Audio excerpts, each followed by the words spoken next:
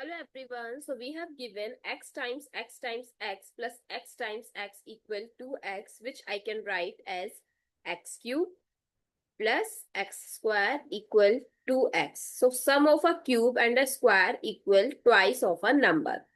So bring all the numbers together. So x cube plus x square minus 2x equals 0. Factor out x. So x square plus x minus 2 equals 0. So first x equals 0 or x square plus x minus 2 equals 0. So the quadratic factors, if we take, we can write it as x square plus 2x minus 2 equals 0. From first 2, we can take x as common. So x plus 2, and if minus 1 is common, x plus 2 equals 0. Now x plus 2 is common. So x minus 1 equals 0. So the quadratic factors, put them equals to 0. X plus 2 equals 0. So x is equals to minus 2.